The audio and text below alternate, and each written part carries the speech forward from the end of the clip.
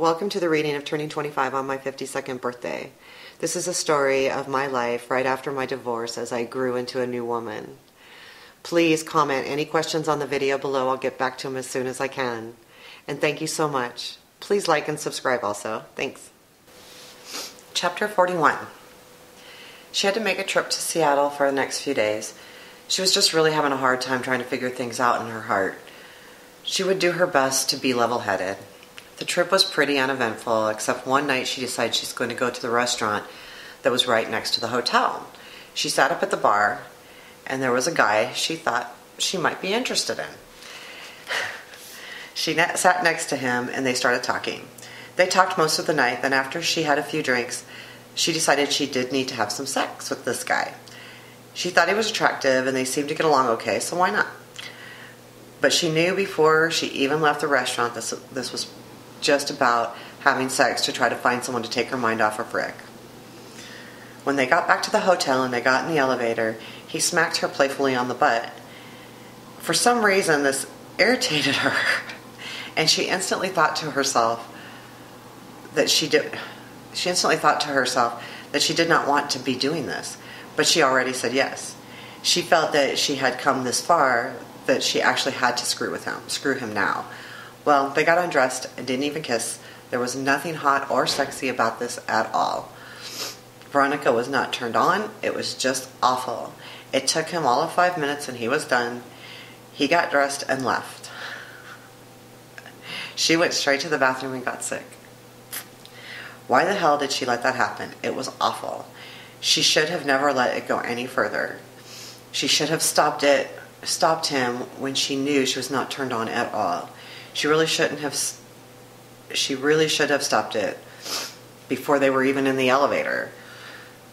But she thought she was just hesitating because she was being picky. She just felt like she had to find someone that was good to her in bed as Rick. This was just another disappointment. The situation put a bad taste in her mouth. This one situation began making her feel like she never wanted to have sex with another man again. She just wanted to go home. She wanted to go home so badly. In the meantime, her daughter and her found a house. It was a nice home with a big, completely finished basement that had 3 bedrooms with a full kitchen. The main floor also had 3 bedrooms. They worked it out that the owners didn't mind closing in January, and the buyer on their home was willing to wait also. It worked out really well. She made another trip to Southern California. She was not looking forward to this trip. It was coming up on the holidays, and it just didn't feel good. The trip ended up going just fine. She went to her room one night, and a gentleman that she had met at the Renaissance Fair was liking a lot of her Facebook posts. She messaged him and said that she appreciated it. Well, before long, their messages got quite fun, and this lasted a couple nights. They were talking about some pretty intense bondage. She liked that he called out the safe words before they were ever going to be together. She appreciated his knowledge of this type of sex. This was actually fun, and it kept her mind occupied, and he appreciated her. He was in a relationship, but it was a poly relationship. At this point, Veronica really didn't know what that meant. Before long, she would. She got back home, and she was doing pretty well, not thinking about Rick. She really didn't think about him that much, but anytime she thought about sex, he came into her mind. Problem was, Veronica was really finding that she craved sex. She really just wanted someone to touch her and envelope her in them. She was really craving the physical closeness. This was becoming too much of a need. She really wanted to start learning how to move forward. It was so hard. Her work was beginning to really bore her. She had no enthusiasm.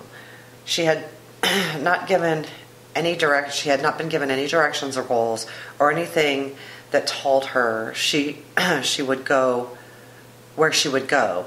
She really felt like she was just not appreciated.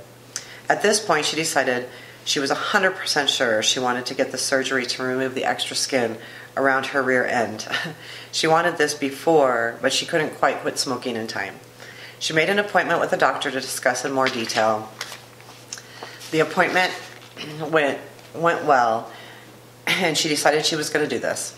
She really needed to truly feel free during sex. She needed this last piece to fill her truly, to really diminish the criticism that she was given her whole married life.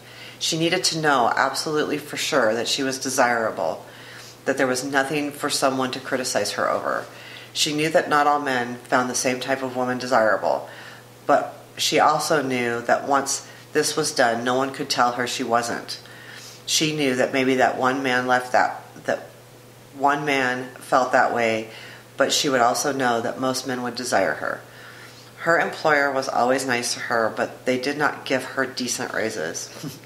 She needed something to work for, something to reach for. She was getting frustrated, bored, and this wasn't good. Because of her boredom, all she would do is think, and whether it was about Rick or other guys or just things in general, it was starting to cause a crazy amount of stress. Steve had messaged her and said that he would be working at a fair in Texas. It was down about 60 miles south of San Antonio. She decided she would go and meet him there. Nicole thought she might like to go too. They could go to the fair, and they could maybe party with some of the fair goers. They would stay 2 nights down south by the fair and then spend a day and a night in San Antonio. She went ahead and booked the flights, hotel, and cars. It was exciting. She couldn't believe that she was going to finally have some fun, some real fun.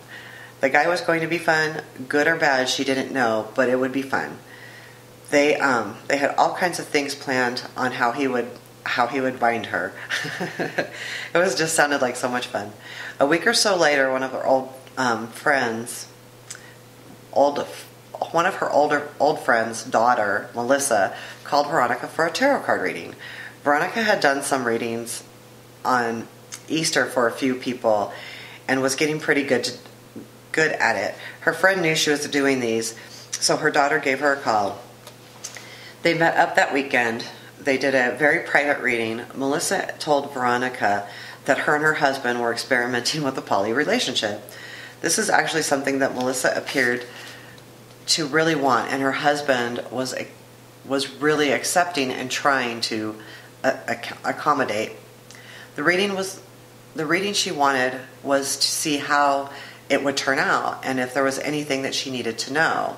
The reading actually was overall very positive. The only red flag Veronica could find was that her husband was going to need a lot of patience and understanding. He was agreeing with this, but he was still a little unsure of it. Melissa asked Veronica to not tell her mom, and of course Veronica would not. Some things that people do not understand, they automatically have their own ideas, and sometimes that is not good.